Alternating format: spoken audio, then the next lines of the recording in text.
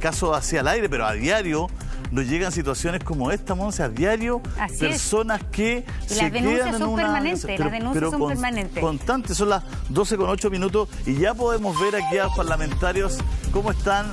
Está con nosotros Camila Flores, ahí la podemos ver, diputada de Renovación Nacional. Está también con nosotros el presidente de la Democracia Cristiana, Fuad Chaín. Está con nosotros también Gael. Está ahí está, sí, la veo ahí. Mire que yo tengo el monitor medio lejos. Gael, gracias, que está ahí al ladito del logo de Chilevisión, y está Tomás Fuentes abajo. Bueno, a ver si alguien nos puede ayudar de esto. Camila, usted que tiene tiempo en el Congreso, cuéntenos un poquito. Esta ley de arriendos, ¿ha sido discusión? ¿Alguna vez se conversa, se discute? ¿Hay forma de cambiarla? Hola Julio César, hola Gael, Tomás, a Fuad y a la Monse. Mandarle también un saludo a la Conti, que ayer la tuvimos, Julio César, acá en el Congreso, en el contacto que teníamos indirecto a propósito de la votación del 10%. Mira, yo no llevo tanto tiempo en el Congreso, llevo poquito, igual que la Gael, pero la verdad es que este es un tema sumamente importante. Nosotros, yo creo que todos los que recorremos siempre nuestro distrito nos encontramos con situaciones como las que están viviendo estos vecinos, ¿cierto? Donde no se les paga arriendo o donde de repente son ocupadas determinadas propiedades. Y la verdad de las cosas, Julio César, es que cuesta muchísimo poder efectivamente lograr el pago del arriendo y además desalojar la casa, porque este es un juicio civil, este es un procedimiento que se tiene que judicializar. Y la verdad es que a mí me tocó en el ejercicio libre de mi profesión, de hecho en mi práctica profesional, llevar varios casos de estos que son muy difíciles porque además son muy largos. Hay una etapa previa de tratar de llegar a conciliar las partes, pero en fin, al final del día se mide por parte del juez, el tribunal es el que define, ¿cierto?, los motivos, las razones para poder evaluar ambas partes, tanto el arrendatario como el arrendador. Entonces es súper complejo. Yo creo que este es un tremendo tema y que yo, desde mi punto de vista, creo que hay que tratar de regularlo y buscar mecanismos a través de los cuales... Una ley. Me acuerdo de Sebastián Piñera, Tomás, tú quizás te acuerdas, mandó una ley para reformar la ley de arriendo, no hace demasiado tiempo, ¿no? Tienes razón tú, Monse. Sí. El ministro Monque, cuando estaba de ministro de Vivienda, efectivamente envió una ley. Tengo que buscarla específicamente porque no estaban los temas que íbamos a tratar hoy día, pero sí trataba de evitar de que la persona que se quedara en la casa, que en definitiva había que iniciar una demanda para que después por medio de carabineros tuvieran que sacarlo a través de una orden de desalojo, se evitara el desmedro del propietario de la casa.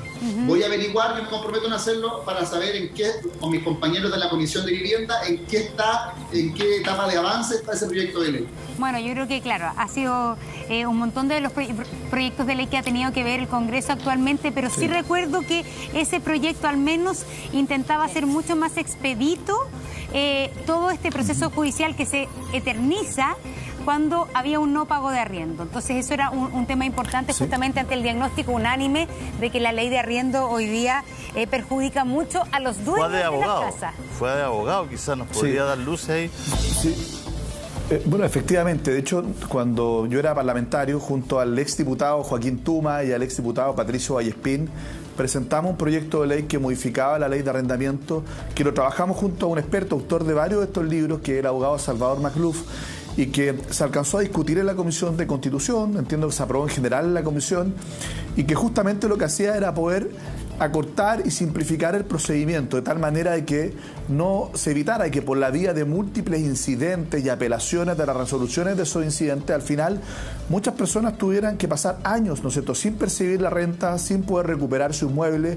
Recordemos que la clase media muchas veces su ahorro es un departamentito, una casita que arrienda, ¿no es cierto? No son personas que inviertan en la bolsa, que tengan medios sofisticados para poder arrendar, y por lo tanto muchas veces ese ahorro toda la vida, que hoy día es su inversión y que viven de aquello, termina, ¿no es cierto?, a veces incluso perdiéndolo, quedándose por años sin ingreso, cuando hay en definitiva un arrendatario que simplemente no paga la renta, no es capaz de devolver el inmueble, y nosotros creemos que hay que darle una protección a lo que es muchas veces el único patrimonio y fuente de ingreso de nuestra clase media. Hay muchas personas que hoy día con las bajas jubilaciones viven de eso. Pero la dura y cruda, Gael, ¿está esto dentro de las prioridades en este minuto del Congreso o está ahí en el cajón dentro de las prioridades legislativas? A mí me parece que hay una deuda evidente y lamentablemente los trámites legislativos no ayudan mucho a que eso se agilice, ¿cierto? Si hay proyectos de ley, yo esperaría que esos proyectos también tomen relevancia. Ahora bien, también creo que hay un tema que viene relacionado y que tiene que ver con las repercusiones de esta crisis sanitaria. Inclusive hay gente que se me ha acercado diciendo que hoy día no tiene la certeza de que se va a extender el subsidio que se está pagando para poder también pagar los arriendos. Y eso tiene también dificultades económicas a muchas personas. Entonces hay dos caras de la moneda, personas que no tienen hoy día vivienda, si no tienen tampoco recursos económicos, quedaron sin trabajo o tienen, como cualquiera otra de las personas que están viviendo también las complejidades que tiene esta crisis, también para la familia. Entonces creo que hay que tomar medidas. Me parece que el tema del subsidio es un tema que no se ha abordado y que por lo menos eso está quejando a varias personas en la población. Gael, el problema es que esto no está ocurriendo solo en pandemia, o sea, esto es un clásico. El tío Emilio se hizo famoso sacando gente de las casas en ese otrora famoso programa que se llamaba En su propia trampa, que iban fumigadores, que le tiraban barata adentro para sacar. Estamos hablando de 6 años atrás, 7 años atrás, cuando ni siquiera pensábamos que iba a existir un coronavirus. O sea, esto lleva demasiado tiempo. Ustedes seguramente estaban en el colegio cuando ya esto estaba ocurriendo. El 19 de julio del año 2019, el diario La Tercera publicaba 7 claves para entender la ley de arriendo, el proyecto que pretende terminar con los abusos. Lo que hablaba Tomás, el presidente Piñera firmó la iniciativa el lunes recién pasado y fue enfático en señalar que el principal objetivo es poner fin a las malas prácticas, tanto del arrendatario como del arrendador. Y ahí está, este 19 de julio, un poquito más de un año, está en el Congreso, ojalá se le echara una miradita, nosotros se lo traspasamos porque esto es pan de todos los días que nos llegan denuncias. Todos los días hay gente que no puede sacar de sus casas personas que viven 1 año, 2 años, 3 años sin pagar el arriendo. A lo mejor algo se puede hacer. Ayer se aprobó el 10%, fue una... vamos a ser coloquiales, fue una paliza, ¿no? Uno por 150 y otro por 130, votos a favor 18, votos en contra y 2 abstenciones. La diputada María José Hoffman, después de terminado, ¿no es cierto?, la votación, incluso hizo estas declaraciones que vamos a ver en pantalla. Tomás, ha dicho, a partir de hoy la relación de esta bancada con el gobierno va a cambiar. No dicen que va a cambiar, pero uno entiende que es una advertencia, digamos, ¿no? Va a cambiar. ¿En qué pie queda el gobierno con todo esto? ¿En qué pie queda el gobierno con sus propios parlamentarios, Tomás Fuentes? César, mira, yo encuentro que la jefa de la bancada de la UDI tiene toda la razón. ¿Por qué tiene toda la razón? El primer retiro tuvo un 95 votos a favor. Este tuvo 130. Creo yo que si algunos creíamos, en definitiva, de que había que tratar de llegar a la última circunstancia, no puede ser que el gobierno tenga una desconexión para poder seguir en lo comunicacional y en lo argumentativo, dejar en total abandono a quienes todavía creían que se podía seguir aguantando esto. Quienes creíamos que ya no se podía seguir aguantando, y lo conversamos con muchos parlamentarios el fin de semana, dijimos ya no se puede seguir esperando, hay que votarlo entonces a favor. No es lo deseable, no es una buena política pública, pero de nada sirve tener un pan guardado para mañana si te estás muriendo de hambre hoy. Y por eso mismo también dijimos, las pymes, la panadería, la vulcanización, que no les sirven las 55 lucas, última cuota del IFE, o tampoco les sirve, por ejemplo, una ayuda que a lo mejor podría hoy día inventarse de 100 lucas, sino que les sirve 1 millón o 2 millones para poder reactivar el restaurante, la panadería, etcétera. Entonces fue que dijimos, apoyémoslo de una pura vez, cosa de poder ayudar el presente de esas personas. Entendiendo lo que dice la jefa de la bancada de la UDI hoy día, creo que el diario hoy día, El Mercurio, le da toda la razón. Miren el ejemplo. La portada dice, el gobierno dice haber escuchado el mensaje de sus parlamentarios. Entiendo entonces que el gobierno dice que escuchó a todos los que estuvieron a favor la argumentación de que por qué hoy día dijimos que sí era estrictamente necesario. Pero Monse, ándate pero a la página 2. Tomás, eso quiere decir, si el gobierno escuchó a sus parlamentarios, que ustedes, porque hasta lo que se entendió de todas las intervenciones de ustedes, los oficialistas, es que el gobierno no estaba escuchando a los parlamentarios. Usted nos está dando una noticia. Hoy día el gobierno va a anunciar algo, va a hacer algo que efectivamente demuestre que escucharon a sus parlamentarios. ¿Hay algún anuncio? No. Es que en la página C2 el presidente dice que atribuye la aprobación del 10% porque viene un año electoral. Entonces no entiendo si el presidente se comunica con su ministro porque o escuchan a sus parlamentarios o hay un voto populista. Por eso digo yo, Monse, que la jefa de bancada de la UDI tiene toda la razón y la relación no puede seguir siendo tan distante y se requiere mayor coordinación. Ya, pero seamos abogados del diablo. Tiene que reconocer quizás Tomás, Camila o incluso Gael, que hoy día en el voto, especialmente del oficialismo que antes estaban en contra del retiro del 10%, hay algo de cálculo electoral. Hoy día por las encuestas se sabe que la ciudadanía apoya el retiro del 10%. Ustedes me imagino que quieren ir a la reelección. Si un diputado como Camila Flores hoy día sale en contra del retiro del 10%, ¿ve en peligro su reelección? Eso es lo que está diciendo el gobierno. ¿Algo de eso habrá, Camila? Agradezco la pregunta, Monse. Yo en lo personal he dado batallas que son súper duras y que muy pocos desde el punto de vista quizás de las encuestas defienden, o que muchas personas podrían decir que son sumamente impopulares, y yo las he dado igual, con valentía, con firmeza, porque yo mis convicciones no las cambio. Si yo cambié y tuve una postura distinta respecto al primer retiro y del segundo retiro, tiene una cuestión muy clara, Montserrat, porque a nosotros en el primer retiro se nos dijo que eso iba a ser sumamente perjudicial. Se nos dijo que iba a generar un efecto inmediato para los mercados de capitales. Eso no fue así. Nosotros rechazamos, Montserrat, los que nos mantuvimos rechazando en los 3 trámites, el primer proyecto fuimos solo 25 personas, solo 25 diputados, y dentro de esos pocos 25 estuve yo. Y no me arrepiento, porque yo creí en la argumentación que se me dio por parte del gobierno y de los expertos. Pero ¿qué es lo que pasa? Dicho eso, a los pocos días después de que se había aprobado el proyecto, sale un propio ministro de Estado, el ministro de Economía, Lucas Palacios, diciendo que esto había sido un muy buen proyecto y que qué bueno que se había aprobado porque había ayudado a reactivar la economía. Entonces, cuando tú no tienes un discurso, cuando tú no tienes una verdadera conducción por parte del gobierno, y parece que hay algunos que les gusta subirse al carro de la victoria, de acuerdo a la circunstancia que gane, o la que finalmente sea la que va punteando las encuestas, esto no entiende nada. Es que a lo mejor los expertos no eran tan expertos, diputada. Parece que no. Entonces, parece que no. Yo estoy de acuerdo contigo, Julio César. En defender los intereses de la AFP. Ahí se produjo quizás un sistema...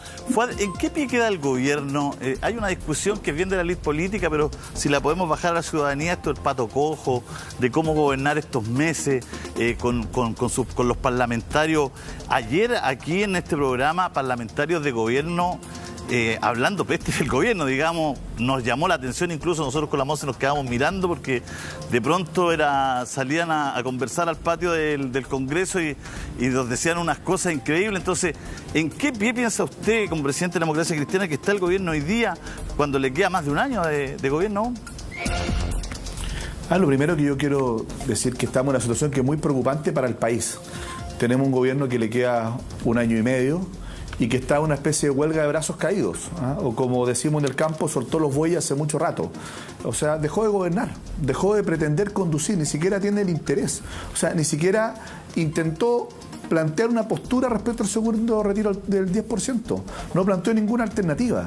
Y eso creo que es malo para Chile. No podemos tener hoy día un gobierno que no quiere gobernar, que no es capaz de mostrar un camino, que se dedica a criticar las iniciativas que están en el Congreso, pero jamás a mostrar una alternativa, una posibilidad. Y creo que eso es peligroso para el país. No solo está destruyendo la coalición de gobierno, mire lo que ocurre en Chile Vamos, hoy día la oposición es casi unanimidad en el Congreso, sino que efectivamente empieza a dar manotazos de ahogado y que no es capaz de poder tener consistencia, no es capaz de tener un planteamiento claro. Yo espero que el nuevo ministro del Interior pueda tomar las riendas del gobierno, porque estamos todavía en medio de una pandemia, estamos en una crisis económica brutal. Sabemos que este segundo retiro del 10% va a tener un efecto, ¿no es cierto?, nuevamente de alivio a un sector importante, pero no es la solución definitiva para los problemas. ¿Tiene el gobierno posibilidades reales? ¿La oposición le abriría la puerta para algún tipo de negociaciones? El otro día el senador Chaguán decía aquí, y le pedí aquí, que le hicimos una broma, yo le dije, por qué le está pidiendo aquí contigo en la mañana al gobierno, no llama por teléfono usted al gobierno, si es de la coalición, ¿no es cierto? Él le pidió por televisión al gobierno que se metiera en la conversación y en la discusión del segundo 10%, que fuera protagonista, que negociara, que dijera, bueno, hagamos el retiro, pero con estas indicaciones, tratemos de que paguen impuestos los que van a poner APB, tratemos de recaudar por acá, pongamos un límite aquí, démosle a los que no tienen y bajémosle un poco. O sea, pidió aquí el senador Chacón, por lo que entendimos, que fuera proactivo, que se metiera, que fuera protagonista de la conversación. Pero uno ve que van los ministros con el mismo papel del primer retiro, dicen lo mismo, digamos, el primer retiro, ¿no es cierto? Y vuelven a contraatacar con esos argumentos, entonces pasa lo que pasó. La pregunta es, ¿la oposición le abriría las puertas al gobierno para conversar? ¿Tendría la gentileza? Pero de todas maneras, por aquí está Chile en juego. Mire, ¿qué es lo que hay que poner en este paquete? Primero, ¿no es cierto?, retiro del 10%. Segundo, hay que colocar reforma previsional. Tercero, ¿no es cierto?, ampliación de los FOGAPE y postergación de las cuotas. Se empiezan a vencer las cuotas COVID y hay muchos sectores que todavía no pueden ni siquiera empezar a reabrir, como el sector gastronómico, muchas comunas que han estado en cuarentena, entretención, ¿no es cierto?, sectores nocturnos. Me reuní con la gente de Valparaíso, Viña del Mar hace un tiempo. Luego, porque uno de repente ve la realidad de Santiago, pero hay muchas regiones donde todavía están en cuarentena. Hay el subsidio al empleo, ¿no es cierto?, poder fortalecerlo. Una renta básica de emergencia, el IFE se está agotando, ya los ingresos son muy pocos. Bueno, pongamos todo esto en un gran subsidio también a las empresas. Hay 375.000 empresas que hace un año que no facturan y por lo tanto estamos en una situación dramática desde el punto de vista del empleo. 800.000 trabajadores con sus contratos suspendidos, 2 millones de desempleados. Bueno, hagamos un paquete contundente que aborde todo esto, que incluya, ¿no es cierto?, retiro también de este segundo 10% y que nos permita avanzar en la reforma previsional. Hagamos un pacto gobierno-oposición de respuesta, de alivio a nuestro país integral. ¿Para qué? Para aliviar las consecuencias de la pandemia, pero también, ¿no es cierto?, para poder reactivar nuestra actividad económica, recuperar el empleo y poder de alguna manera darle una señal al país de que estamos preocupados no solo de la nueva Constitución, sino del aquí y el ahora. Del aquí y el ahora. A ver, Gael, acá hay un tema así que dice Fuatchain que el gobierno está de brazos caídos, de alguna manera que dejó de gobernar. ¿Quién podría ser la persona que tomara el timón justamente para gobernar, ya que hay un diagnóstico quizás de Fuatchain, pero que lo comparten otras personas, de que hay una falta de liderazgo? ¿Es el ministro del Interior, en tu opinión, el que podría ser el hombre indicado para tomar el timón del gobierno? O sea, es que yo esperaría que en esta materia sea el ministro de Hacienda el que tomara la batuta de esto, pero lamentablemente el ministro de Hacienda ha sido el que más se ha opuesto a todas las iniciativas que han salido, por lo menos desde la oposición, y también a las iniciativas que se han puesto sobre la mesa para poder llevar a cabo medidas económicas que realmente ayuden a las familias. Se opuso a la extensión del IFE, se opuso al postnatal de emergencia, a la renta básica de emergencia, y así podría seguir con el retiro, lo mismo. Entonces, lo digo porque el ministro del Interior también tiene áreas, ¿cierto?, de la cual se tiene que dedicar y tiene hartas funciones y desafíos en esa materia. Y además porque a mí me da la impresión que no solamente el ministro de Hacienda el que tiene esta visión, sino que esa visión ha permeado en el gobierno. Y finalmente, ¿cuál es el problema? El problema es que el presidente no está tomando tampoco el liderazgo para poder realmente entregar medidas económicas que den una solución a la gente. O sea, el tener que recurrir nuevamente a los fondos previsionales no es el ideal, porque estamos hablando de que los 20.000 millones de dólares que se han entregado durante esta pandemia para poder resolver problemas, 16.000 han venido de los ahorros previsionales de la gente. Entonces, acá lo que ha sucedido es que el pueblo ayuda al pueblo, ha sido una consigna que se ha llevado en la carne de los mismos ciudadanos, y eso a mí me parece que es inaceptable. O sea, acá no se toman medidas del corto plazo, que yo esperaría que sea el ministro de Hacienda, pero la verdad, si no cambia de actitud, si no sigue siendo el fiel defensor, el fiel opositor a todas las propuestas, no vamos a tener un mecanismo distinto, y eso lamentablemente va a sufrir las principales consecuencias la misma gente. Tomás, ¿comparte la visión de Gael respecto al ministro de Hacienda o no? Yo creo, Monse, respondo primero esto y después quiero comentar una cosa. Yo creo que el ministro de Hacienda, en definitiva, sí está ausente. Ayer estuvo todo el día en el Congreso, pero no estuvo al momento de la votación. Yo creo que al momento de la votación, quienes tienen que dar la respuesta a los medios de comunicación no son los parlamentarios del oficialismo, sino que son quienes promovían ciertas indicaciones a ciertos proyectos de ley. Entonces, dicho sea de paso, es el ministro de Hacienda. De nada sirve estar toda la carrera y renunciar a medio camino o renunciar pronto y llegar a la final. Dicho eso, Monse, yo creo que lo que dice Fuad, yo no lo comparto. Yo no creo que aquí no haya conducción, que haya un gobierno que se olvidó de todo. No, yo sí soy objetivo en decir, con Camila que hemos conversado mucho y gran parte de los parlamentarios del oficialismo, que en este tiempo hemos perdido un programa y no, por ejemplo, hemos puesto los puntos sobre la I en prontamente solucionar el proyecto de reforma de pensiones. Como dice Gael, en definitiva, este año el Estado se ha gastado 30.000 millones. 12.000 se lo pidió, 9.000 al Congreso, nuevamente 4.000 al Congreso, son 13.000. Y para el próximo año vamos a tener 13.000 millones más que le vamos a pedir por ley de presupuesto al Congreso Nacional. Pero Monse, tiene razón Gael, el retiro del 10% fueron 20.000 millones. Si esos 20.000 millones sirvió para un porcentaje importante de la población que no había sido beneficiada, nosotros entendemos ahora que este segundo retiro puede activar la economía, el emprendimiento, la panadería, la vulcanización, pero efectivamente el COVID todavía queda para rato para poder seguir ayudando. Sí, pero Tomás, es loco hablar de un pacto hoy día de la oposición, del gobierno, porque a veces uno los ve tan polarizados y hoy día se necesita quizás una mesa de conversación para poder sacar adelante proyectos que le alivianen la vida a la gente en estos 15 meses al menos que quedan de este gobierno o de este poco de año y el otro año, digamos. Cuesta creer que se van a recuperar 2 millones de empleos. Cuesta creer que la economía va a subir como una espuma. Estamos con la pandemia ahí. Uno ve Santiago, pero hay regiones que hay que focalizar la ayuda sí o sí o sí. Me refiero a focalizar la ayuda regional, no persona por persona, pero lo que está viviendo la 10ª región, lo que está viviendo la gente en Puerto Montt, en Osorno, ahora en Valdivia, en Magallanes ni hablar, en Chiloé. Es durísimo porque ellos están en este minuto adentro de sus casas y no pueden trabajar y ya llevan meses y meses así. La 8ª región uno va a la 8ª región y es de verdad que la gente está en shock, ¿no es cierto? Las pymes, entonces no es necesario, perdón, Tomás, Camila, no es necesario quizá más que nunca ponerse de acuerdo hoy día y decir, oye, si hay que juntémonos, no conversemos en serio, ¿qué podemos hacer? Por supuesto, mira, yo creo que el diálogo es el único camino, el diálogo y tratar de llegar a consenso. Yo creo que hay parte de la oposición con la que de todas maneras se puede llegar a dialogar. Pero mira, yo quería poner un punto antes incluso a eso. Yo creo que el gobierno tiene que partir escuchándonos a nosotros, a los parlamentarios oficialistas.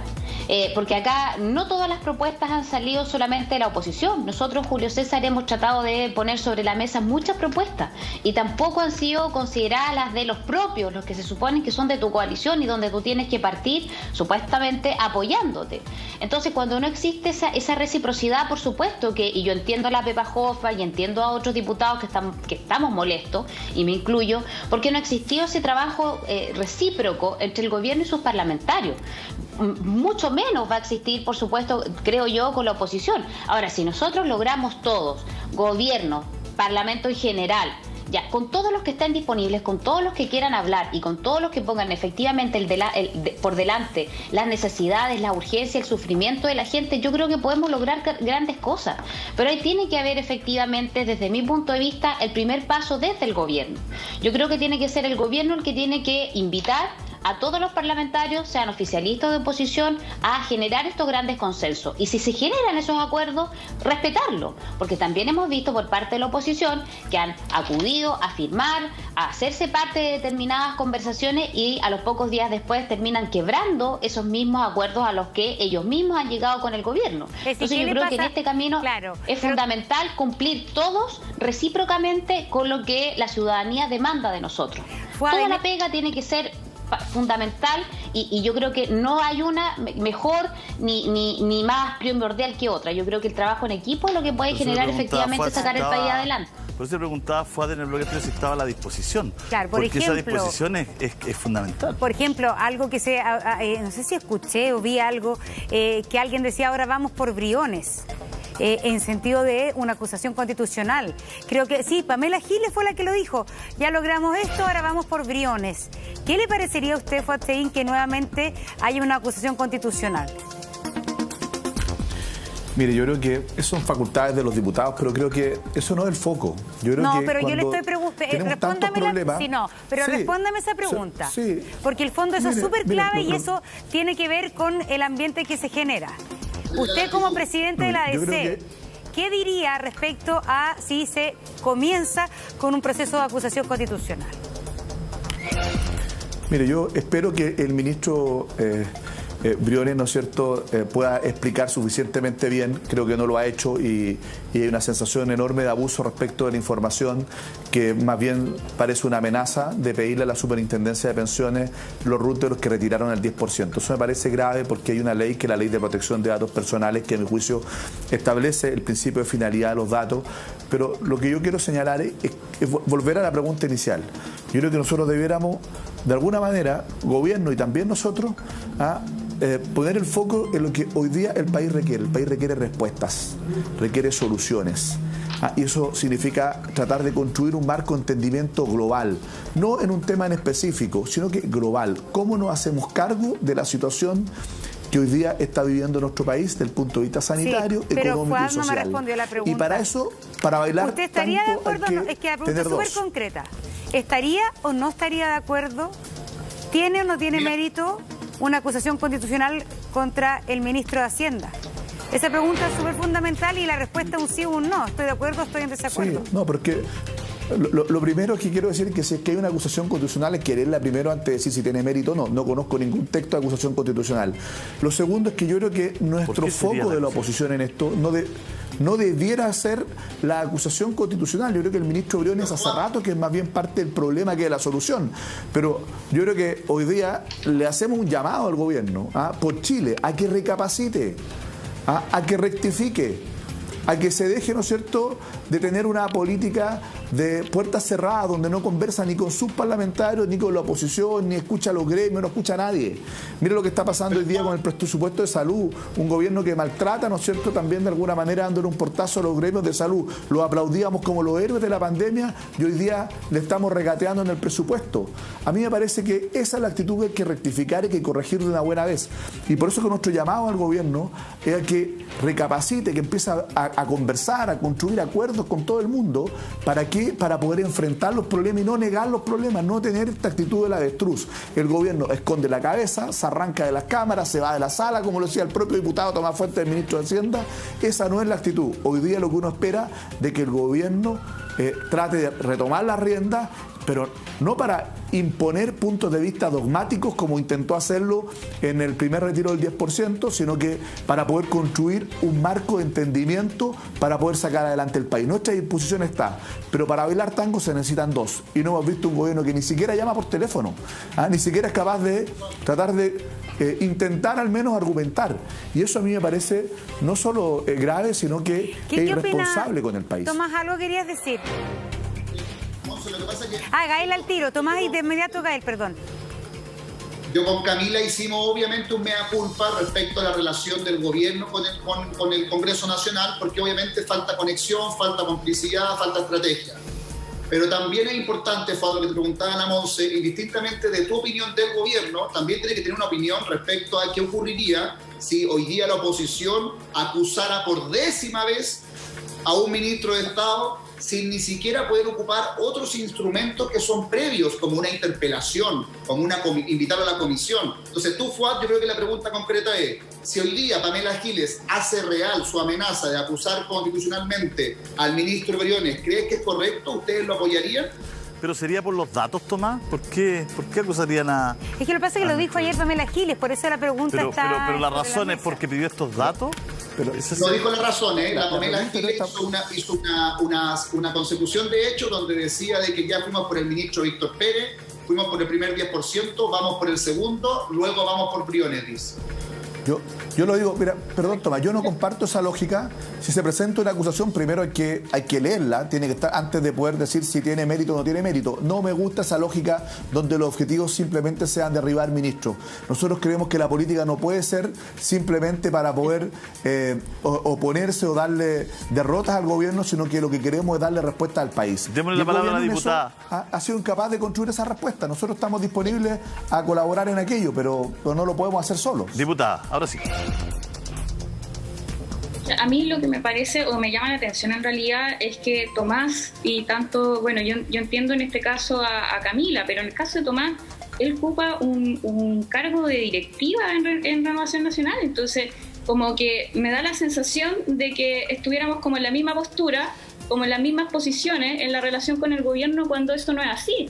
Y efectivamente el ministro de Hacienda tiene responsabilidad respecto a la gestión económica y también de apoyos sociales en esta pandemia. Entonces, ¿cómo nosotros vamos a actuar frente a eso? Yo diría, bueno, hay que analizar cuáles son las acciones a seguir. Si el ministro mantiene esa postura, si mantiene la oposición férrea frente a las posibles soluciones que se están planteando y se están poniendo sobre la mesa, yo creo que hay que ver la consecución de acciones que nos quedan a los parlamentarios. Una interpelación, perfecto. Entonces, si Tomás Fuentes no está haciendo un llamado a que interpelemos al ministro de Hacienda, bueno, yo lo llamo también, entonces firmemos la interpelación, presentémosla para que el ministro de Hacienda nos venga a responder a la Cámara de Diputados, pero a mí me parecería que lo mínimo es que trataran de ordenarse también en el gobierno y presentar un plan de acción, porque a mí me parece que aquí hay dos temas. Uno, que tiene que ver con la situación económica y las medidas para poder apalear la situación que está enfrentando la familia, y otro que tiene que ver con la reforma de pensiones. Que digámoslo también, o sea, acá se ha dicho, y lo ha dicho el presidente, como si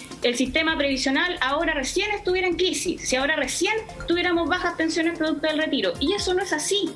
Hace rato que teníamos pensiones miserables en el país.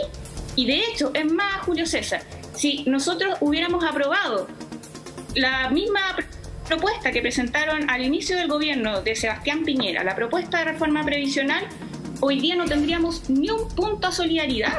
Ni un punto a solidaridad. Mantendríamos así como está el sistema de capitalización individual, que es lo que nos tiene en desastre, en fracaso el sistema de pensiones. Entonces yo me pregunto si esa es una postura solamente del gobierno, porque cuando los mismos partidos, tanto de la UDI como también de Renovación Nacional, se presentan propuestas desde Chile Vamos para poder cambiar el sistema previsional supuestamente y se profundiza la capitalización individual, de verdad que es inentendible que parlamentarios de la misma coalición que están diciendo que es necesario un cambio de rumbo sostengan las mismas posturas. Estamos muy contentos de que estén aquí. Que la política nos hace llorar. Sí, estamos muy contentos de estar ahí. ¿Cargo del Tribunal Constitucional? A ver, Claro. dejamos formular Ya, la toma. pregunta. Oye, Sí. les queda un minuto a cada uno. Camila Flores, ¿Tribunal Constitucional sería un gran error del gobierno o no? Bueno, primero, Monse, yo no creo que lo vaya a hacer el gobierno. Ya más allá de que, de mi percepción, yo dudo que el tribunal que el gobierno lo haga. No lo hizo con el primer retiro, no lo hicieron ahora, pudiendo hacerlo respecto del quórum, menos lo van a hacer una vez que ya se aprobó, además, con tanta contundencia. Yo la verdad es que no espero eso del gobierno para nada. Ahora, lo que sí, Monse, muy breve, responder a propósito de lo que decía Gael en la intervención anterior. Precisamente, si está la gente pudiendo sacar plata con este 10%, es precisamente, y tanto el primer retiro como este segundo retiro, porque las platas de los trabajadores están en sus cuentas individuales, no porque se ha hecho solidaridad con sus platas, precisamente es porque cada trabajador, producto de su esfuerzo, tiene sus ahorros en su cuenta individual. Mira, hace pocos días una encuesta CADEM de hace algunas semanas señalaba que la mayoría de las personas, la mayoría de los chilenos, quiere que su plata, el esfuerzo de su trabajo se vaya a su cuenta individual y no que se vaya a una cuenta común, Camila, donde se reparta la plata. Este tema es interesante porque es hablar de reforma previsional. Por eso les pido cortito a cada uno porque nos quedan 2 minutos de programa. Fuad Chaín y quedamos pendientes con ese tema. De todas maneras, Fuad Chaín, 40 segundos. Bueno, yo creo que comparto, sería una tontera, además no tiene ningún destino ir al Tribunal Constitucional. Yo insisto, aquí lo importante es que tengamos un paquete de apoyo social para las familias, económico para las empresas y para la recuperación del empleo, focalizado en las pymes que hoy día siguen asfixiadas, tienen que empezar a pagar las cuotas de los créditos sin tener ingresos, y fundamentalmente, de una buena vez, hagamos la reforma previsional con un sistema mixto de seguridad social que garantice una pensión mínima igual, al menos, ¿no es cierto?, a la línea de la pobreza para todos, y sobre eso el ahorro individual, la capitalización individual. Pero el Estado, a través de un sistema de seguridad social, tiene que garantizar un mínimo que al menos sea que ningún adulto mayor en nuestro país viva bajo la línea de la pobreza. De ahí hacia arriba, el ahorro individual, no tengo ningún problema. Eso es un sistema mixto de seguridad social, que es lo que tenemos que dar para darle tranquilidad a quienes después de una vida de trabajo les toca enfrentar la vejez. Gael. Y bueno, es que el problema que tenemos a nivel previsional da para mucho más, entonces no me voy a extender mucho en eso. Pero sí, yo diría que sería inexplicable políticamente que recurran al Tribunal Constitucional, incluso yo diría que es contradictorio. Pero a propósito, me gustaría solamente hacer en estos breves segundos que me quedan un llamado al gobierno para extender el postnatal de emergencia. Muchas familias hoy día están esperando el poder tener la seguridad de quedarse en su casa, cuidar a su hijo e hija, y lamentablemente hoy día no han tenido ningún tipo de respuestas por parte del gobierno. Entonces ahí también hacer el llamado acá a los parlamentarios que están presentes también, a apoyarnos en este llamado de atención que estamos haciendo el gobierno, que viene de las mismas mamás. Muchas gracias, Gael, y 30 segundos para Tomás Fuentes. No importa, Monse, no se va a acudir al Tribunal Constitucional porque es evidente que si uno de los dos grandes argumentos era el quórum, si era 93 o 103 y se consigue 130, por tanto la mitad de la argumentación se perdió el día de ayer. Bueno, además puede haber una institución quizás más con menos piso que el Tribunal Constitucional, si el 80% de los chilenos no quieren ni la Constitución, un tribunal que defiende la Constitución. Si le doy la palabra, tiene que ser hoy día 10. Vamos a ver el proyecto, Julio César, respecto a las personas que se les debe pensiones de alimentos, que también ese es un tema súper importante a propósito de las mamás, de las mujeres. Eso lo vemos hoy día en la tarde en la Comisión de Constitución, para todas las mamás que están expectantes de que salga favorable ese proyecto. Que les vaya bien con ese proyecto y todo lo demás. Gracias a los parlamentarios, los 3 parlamentarios, a Fuad Chaín, presidente de la Democracia Cristiana. Monse, nos vamos con la esperanza de que sea negativo este TC.